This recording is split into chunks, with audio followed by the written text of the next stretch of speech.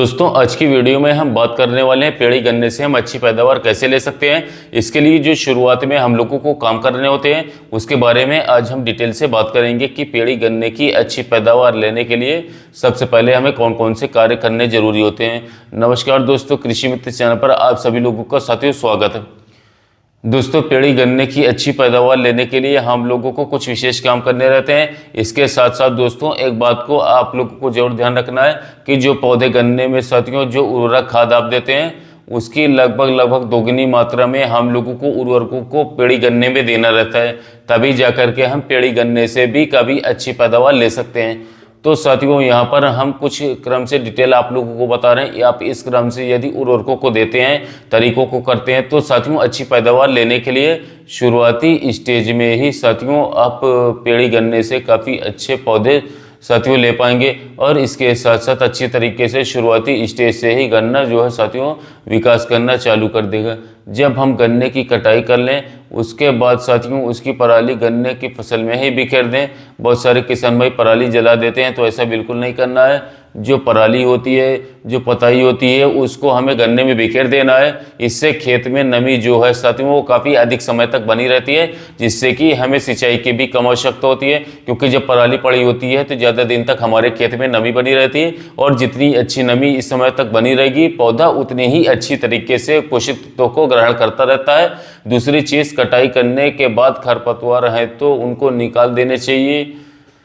इसके साथ साथ दोस्तों निकालने के लिए आप लोगों को एक गुड़ाई जरूर कर देनी चाहिए गन्ने में। और गुड़ाई करने से आपका लाभ ये होगा कि गन्ने में जो इधर उधर जड़ें एक्स्ट्रा होती हैं वो भी कट जाएंगे, और पौधे में जो वायु संचार है वो भी काफ़ी अच्छी तरीके से होगा। और इसके साथ साथ दोस्तों खरपतवार भी दूर होंगे हमारे। और जब हम सिंचाई करेंगे तो पौधे को साथियों पानी की मात्रा काफ़ी अच्छे तरीके से मिलने लगेगी, जिसके कारण नई जड़ें विकसित होगी। और जब नई जड़ें विकसित होंगी तो साथियों पौधे को पोषक तत्व आसानी के साथ पहुँचाने का काम भी करेंगी। तो साथियों ये काम भी आप लोगों को जरूर करना होगा। और उसके बाद दोस्तों आप लोगों को सिंचाई करना है। सिंचाई करने के तुरंत पहले आप लोगों को उर्वरकों को दे देना है, क्योंकि पेड़ी गन्ने में यदि बाद में सिंचाई करने के बाद उर्वरक आप देते हैं तो पौधे को वो जल्दी मिलेंगे नहीं, जिससे कि साथियों आप लोगों के जो उर्वरक हैं वो इतने अच्छे से पौधे को नहीं मिल पाएंगे। तो साथियों सिंचाई करने के पहले आप लोगों को उर्वरक देना। उर्वरकों में यदि आप डीएपी ले रहे हैं तो 50 किलोग्राम डीएपी लेकर के और एक बोरी आप लोगों को यूरिया साथ में मिक्स करके बुआई कर देना है।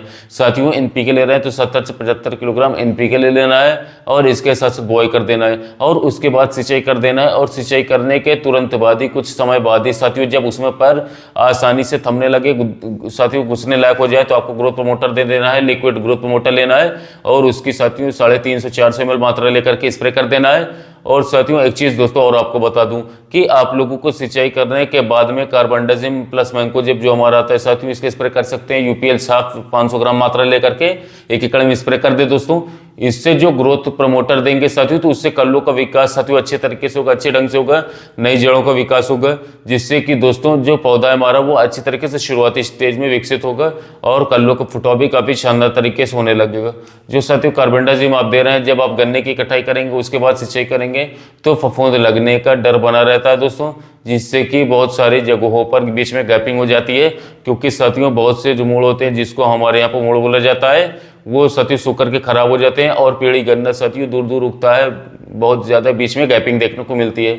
तो साथियों कार्बनडाजिम प्लस मैंकोजेब देने से फफूंद जनित जो रोग बीमारियाँ होती है साथियों वो नहीं लगेगी, यानी कि आपकी साथियों जड़ें ज़्यादा सुरक्षित रहेंगी और साथियों उसमें फफूंद जनित बीमारियों से भी बचाव हो पाएगा। तो साथियों कार्बनडाजिम प्लस मैंकोजेब को भी आपको देना है गन्ने में किसी अच्छे ग्रोथ प्रमोटर के साथ। ग्रोथ प्रमोटर के रूप में आप सिनेंटा के क्वांटिटीज को ले सकते हैं। इससे शुरुआती स्टेज में ही गन्नों का विकास स्टार्ट हो जाएगा।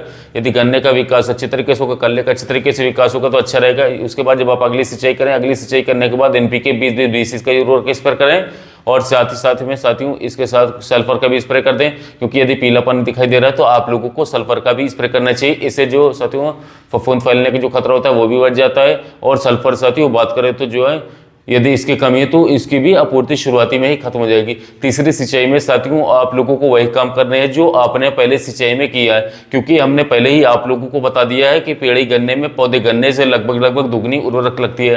तो तीसरी सिंचाई में साथियों जब आप उर्वरक का यूज़ करें तो साथियों उर्वरक में आप लोगों को एक बैग 50 किलोग्राम का डीएपी ले लेना है और एनपीके ले लेना है। और एनपीके इस बार 70-80 किलोग्राम नहीं लेना है, एक बोरी रखें, 50 केजी का बैग रखें और इसके साथ 40 से 45 किलोग्राम यूरिया मिला करके साथियों और बुआई करवा देना है, उसके बाद सिंचाई करवा देना है। इस प्रकार से साथियों जब आप इतना काम कार्य कर लेंगे तो साथियों पेड़ी में जो कलरों की संख्या होगी साथियों काफी तरीके से अच्छे ढंग से होगी और कलर शुरुआत से ही मोटा होकर के चलेगा। साथियों मोटर जितना कलर शुरुआत से होकर के चलेगा उतनी पैदावार आप लोगों को अच्छी देखने को मिलेगी। और ग्रोथ प्रमोटर अभी आपने जो दिया है तो इससे साथियों शुरुआती स्टेज से गन्ने का अच्छी तरीके से अच्छे ढंग से विकास होगा और इसके साथ साथ पेड़ी गन्ने से भी काफी अच्छी पैदावार इस वर्ष आप ले पाएंगे। तो दोस्तों पेड़ी गन्ने पर यदि आप लोगों को और भी वीडियो चाहिए तो हमारे चैनल को सब्सक्राइब कर लीजिए साथियों, आने वाले समय में और भी हम वीडियो बनाएंगे। साथियों मिलते हैं वीडियो में।